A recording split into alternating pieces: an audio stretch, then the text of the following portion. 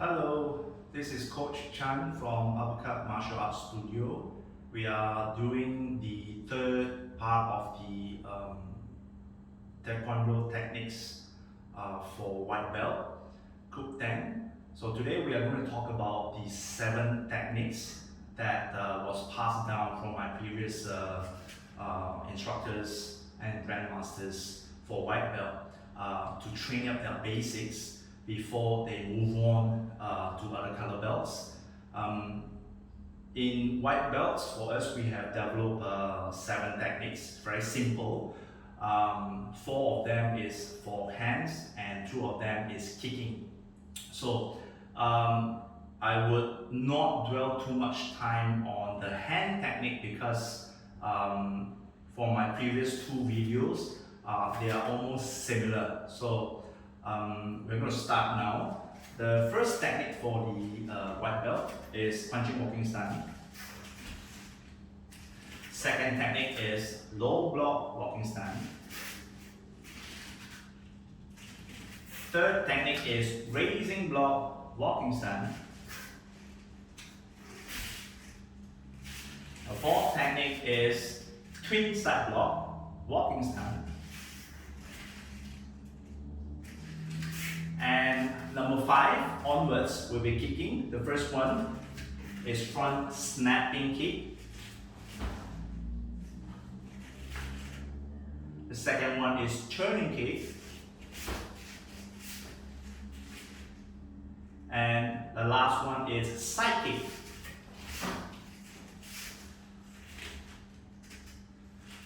Now, why do we have techniques for each belt level up until red belt? Now, the training sequence is similar to many of other martial art disciplines. Learn the know-how, add speed, add more speed to become a sharp action. Then apply it any way you see fit as a self-defense technique, and so on and so forth. So without know-how, when you want to execute something, you're always bothered by the difficulties of certain techniques. So, for example, punching walking stance. We are not just simply training to pose the form. Every technique has their advantage of strengthening certain part of the body. The first one, of course, is punch, first 2 knuckle, which I explained in the first video.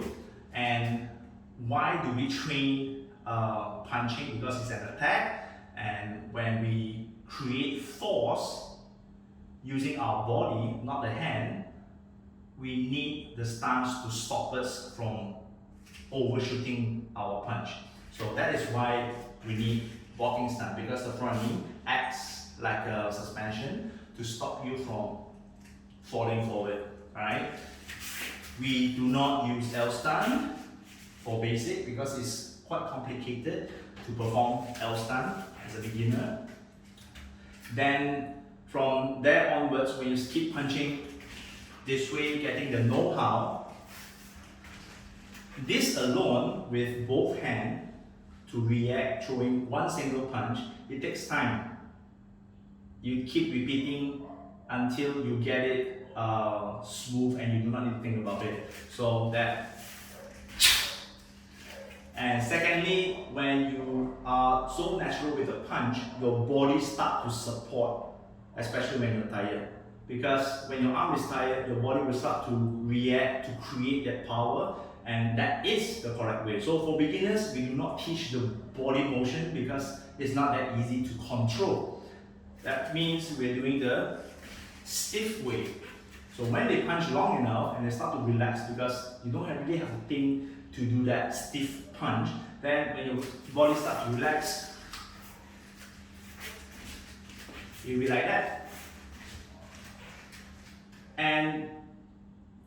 And later on, you will notice that you have a reaction, your body will react in a certain way when you punch. So punching walking stance will create that power, your foundation when you're trying to defend yourself and throw that punch. But of course, the freestyle punching will only be taught starting in yellow-green belt.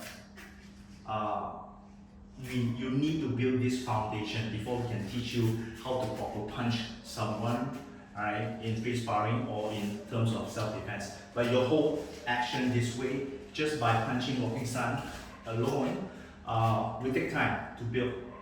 Right? Strength, everyone can build that, but certain way of throwing the punch, you have to do the actual punch in order to achieve that, not just dumbbells or weight training. And secondly, your weapon is your fist. They too need to be trained so that when upon impact, you do not hurt yourself, but rather you can double the damage being done if your fist is hardened. Your fist is hardened, the bone and skin is hardened. So sometimes when you see the veteran or the very passionate martial artist, you can see this first two knuckle is a black color round skin. Those are dead skin because they conditioned by knocking on the wall or any hard surface for so long, they start to build up and becomes a weapon to them. Actually, if you have found the picture on Bruce Lee, he has it on all four knuckles. So that is a part of a weapon that he has when he really meant to punch someone. That is a weapon. So that is why we start the most basic as punching walking stance to the white belt, because up until black belt, you're still training your punch as an attack on that. So, and the second technique is low block. Alright, is using this part of the arm. You see that I'm holding on to knife hand because this is the right part of the arm that you use to block, not this part.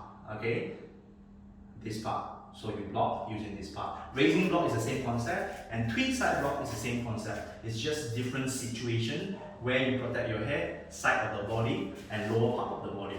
Alright? And the swing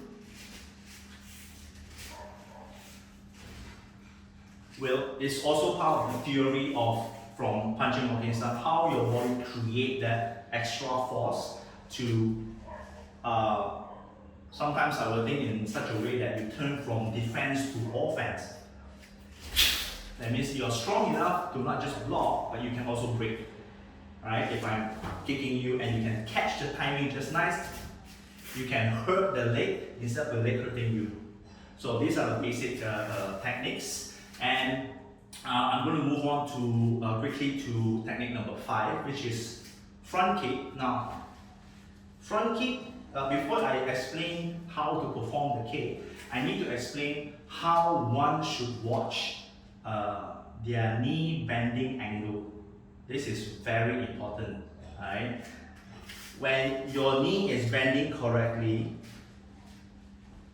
it's smoother. Alright? It doesn't create any drag, and hence making that kick more efficient and easier to control. Okay?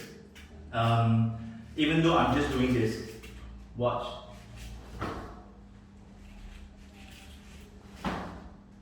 Even though I'm just doing this simple action, it's not that simple for beginners when they start to learn that. They will always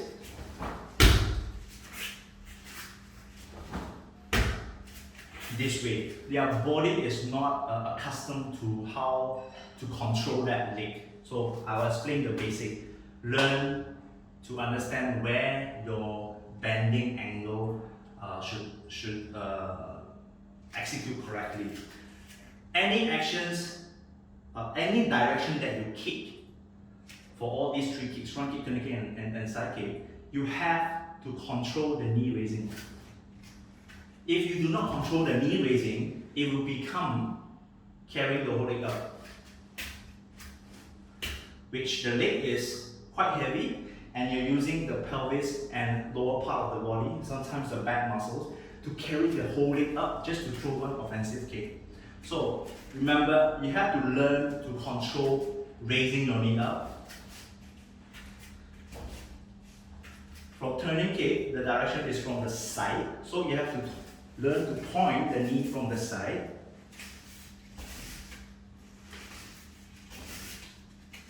And of course, for side kick, even though the direction is opposite, reverse, it's still same concept. I'm kicking forward, but I have to make sure my knee is horizontal. This way. So before you start practicing your kickstep, blindly just kick and whatnot, first learn how to raise the knee, point forward, then slowly relax and release them. Point, front kick, point, turning kick, point. See, my sole is pointing towards the camera, so this is how I aim. But if you are flexible, if you are really flexible, you will have a line of sight. That means your leg is raised high enough to aim, just like holding a rifle. You can aim.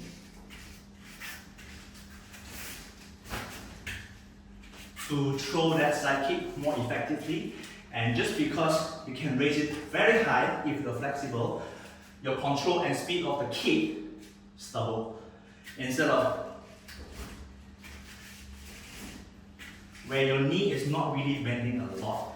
Some beginners can't even get the direction right. Alright? So in this case, when you see the students is having a difficult time to throw the kick correctly, ask them to kick lower. Right? Because when you kick very high, all their body doesn't look right. Their body doesn't look right. So make sure they start the first habit, which is raising the knee correctly. The second habit is very, very important, especially for black belts, the senior black belts, performing pattern, is how you keep your body straight and not swaying while you're kicking. This is very important because if you want to control your kicks in the pattern, first you have to achieve the flexibility. If not, you start by getting the habit of straightening your body when you kick. So start kicking low.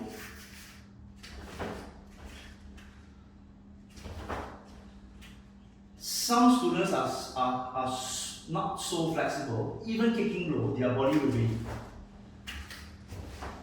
So ask them to keep their body straight. Start the habit. Kick lower. Then slowly raise it up, because they understand the habit of keeping their body straight, upright.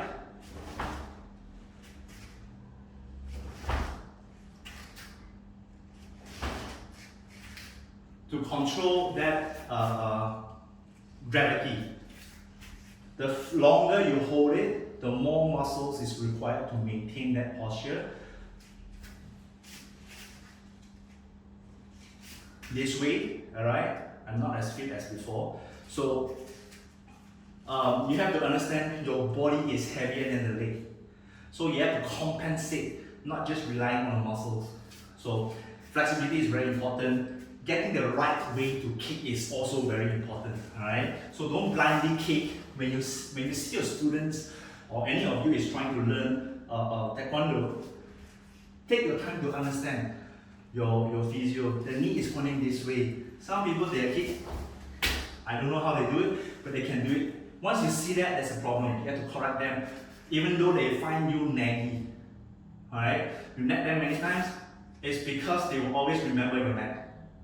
So keep nagging until they get the right way to punch and whatnot. So once you are very good at know-how, and the instructor can see what do you mean by proving that your technique has improved. It depends on the level. Don't set it too high. Alright, you can't compare a white belt to a second dan or first dan black belt. So when they are able to understand the concept, grasp it, allow them time to train. We also took a lot of time to train to reach to a certain level. So when they are ready, they are actually ready. They know how. They just lack time to train to improve their technique. So that means for technical part, that segment they are ready for test. Alright, all 7 techniques. And my way of teaching the students is starting from white yellow belt, which is 9th Ku. Their technique is mostly for yellow belt in their pattern. Alright, for example, 9 bang blow, alright, high eye level punch, lower raising blow. These are the technique you can grab it from the advanced belt, the next level belt, and put it into the existing belt students to start training the techniques, so that when they pass their exam and move up to the next level, they can straight away learn the pattern and start training the power, the rhythm, the diagram and whatnot. They can focus on that segment easier instead of starting from all over again the new techniques for that pattern and whatnot. So this is how I teach my student to move up, and it's not easy. It's not easy at all. Alright. So I hope you get some ideas of how important learning the know-how of each belt level, and what's the point of learning all of them. I think I've missed out quite a bit of information. You can actually post your comment and I'll get back to you on that issue, because I practically freestyle on this and there's no script whatsoever. I'm just sharing based on my experience. So the 7 techniques for white belt with their 2 patterns, Sajok Jirugi and Sajok Maki, is a very short, small module, but takes a long time to master. A long time to master. And it depends on how consistent they are in training those movements. I can find my adult students having so much difficulty just to learn the steps of Sajok Jirugi. They want to control their leg, they can't control their hand. They want to control their hand, cannot control the leg. When I ask them to breathe, they can't control anything, just focus on breathing. So these are the things that will happen. That's why white belt should take their time to train and understand how it's being done before they move up. Right? Some students are so worried that they cannot do a good job, they just refuse to go for tests. But sometimes I will explain, just follow my instructions. The rules is there. Learn the know-how, add speed, add more speed, create power, then so on, practical, how to use them. This is the way of Taekwondo is being taught. Alright?